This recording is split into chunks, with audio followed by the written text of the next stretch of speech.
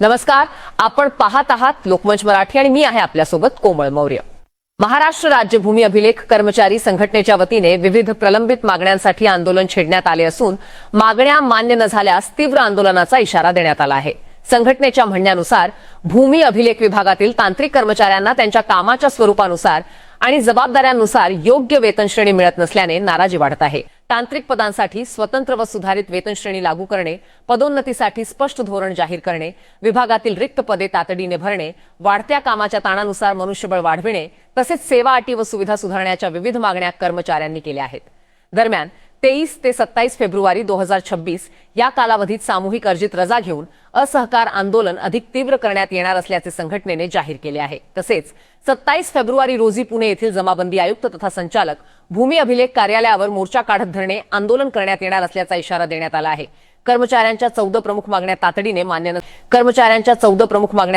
मान्य न झाल्यास 2 मार्च 2026 पासून बेमुदत कामबंद आंदोलन छेडण्यात येईल असा स्पष्ट इशारा संघटनेच्या वतीने देण्यात आला आहे।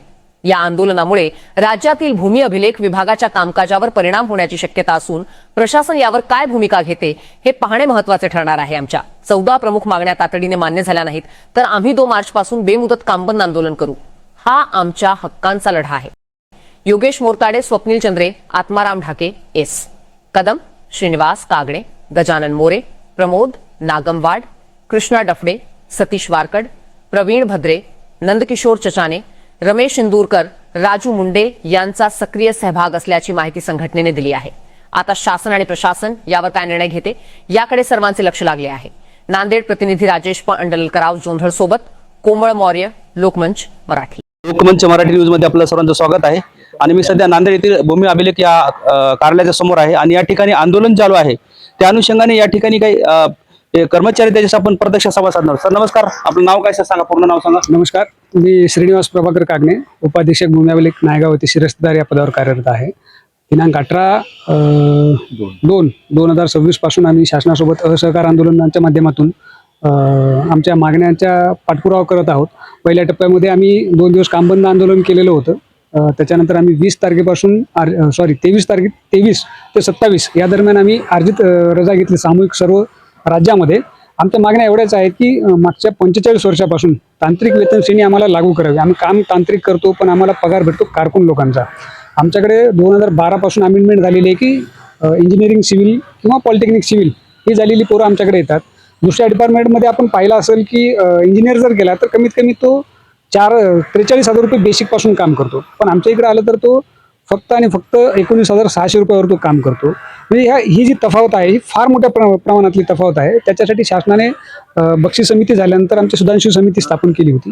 सुधांशु समितीचा रिपोर्ट शासनाला सादर होऊन पण जवळपास 1.5 वर्षाचा कालावधी झाला आणि माननीय उच्च न्यायालय खंडपीठ नागपूर यांनी सुद्धा आमच्या बाजूने निकाल दिला 2021 मध्ये। 2021 पासून आमची मागणी शासनाकडे पेंडिंग आहे। त्याच्यामध्ये कोर्ट ऑफ कंटेंट पण झाला, त्याच्यामध्ये तारखा पण झाल्या, मान्य महसूल मंत्री महोदयांना त्याच्यामध्ये नोटीस पण गेलेली आहे। पण शासन हा वेळ काढूपणा करते। 25/4/2025 रोजी महसूल मंत्र्यांनी आमची बैठक घेतली होती। त्याच्यानंतर आम्ही 25 जून पासून संपामध्ये गेलो होतो मागच्या वर्षी। तर तेव्हा महसूल मंत्र्यांनी आम्हाला शब्द दिला होता की 150 दिवसाच्या कार्यक्रमामध्ये आम्ही तुमचं आकृतीबंधही मंजूर करू आणि तुम्हाला तांत्रिक वेतन पण लागू करू। पण हे 25 तारखेला जे झालं होतं त्याच्यानंतर 150 दिवसही संपले आणि त्याच्यानंतर पुढचे 100 दिवस संपायला पण आले। 150 दिवसही संपले, 100 दिवसही संपायला आले, पण आमच्या मागण्या आणखी मागण्या होत नाही।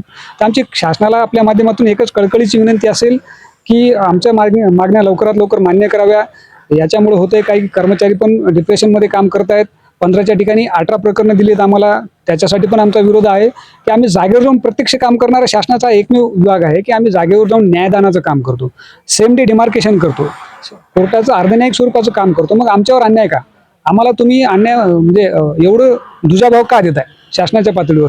दुसऱ्या डिपार्टमेंटचे सर्व्हेअर पाहिले तर त्यांना पगार आमच्यापेक्षा जास्त आहे आणि शासनाने ते तत्व मान्य केले पण लागू नाही केलं। तर आमची आपल्या मार्फत शासनाला एवढीच विनंती आहे की आपण लवकरात लवकर या सगळ्या मागण्यांचा विचार करावा आणि आमच्या हातात GR पडेपर्यंत आम्ही हा संप चालूच ठेवणार आहेत। सध्या आम्ही सामूहिक अर्जित रजेवर आहेत। 27 तारखेला आमचा आक्रोश मोर्चा मान्य जमाबंदी आयुक्त कार्यालयावर आहे आणि 2 तारखेपासून आम्ही बेमुदत संपामध्ये सामील होतात। धन्यवाद सर. मी योगेश मोरताडे, भूमी अभिलेख कार्यालय हातगावमध्ये सर्वेअर म्हणून आहे. सर, आमच्या याच्यामध्ये मुद्दा हा एकच महत्वाचा आहे की आम्ही जे काही काम करतोय एकदम टेक्निकल म्हणजे इंजिनियर लोकांना सुद्धा जे काम येत नाही, ते आमच्याकडे टिप्पण आहेत, फाळणे आहेत, बेसलाईन आहेत, ह्या सगळ्या गोष्टी इंजिनियरला ज्या समजत नाहीत ते सुद्धा आमचा म्हणजे लिपिक वर्गाचा जरी कर्मचारी म्हणला तरी ते सगळं टेक्निकलचं काम, A to Z टेक्निकलचं काम असताना सुद्धा ते आम्हाला टेक्निकल का देत नाहीत, का तांत्रिक वेतन देत नाहीत. आमच्या कार्यालयामध्ये जवळपास 1000 कर्मचाऱ्याची भरती झाली, त्याच्यामधले 600 ते 700 कर्मचारी लोक सोडून गेले, इंजिनियर लोक. त्याचं कारणच हे आहे की बा या डिपार्टमेंटमध्ये टेक्निकल नाही, तांत्रिक वेतन भेटत नाही. म्हणून तुमच्या मार्फत असो किंवा अन्य कोणत्या मार्फत असो, शासनापर्यंत हा आमचा एकच कडक आवाज असेल, तांत्रिक वेतन आम्हाला मिळालंच पाहिजे आणि मिळालंच पाहिजे. तांत्रिक वेतन मिळालंच पाहिजे, तांत्रिक वेतन मिळालंच पाहिजे.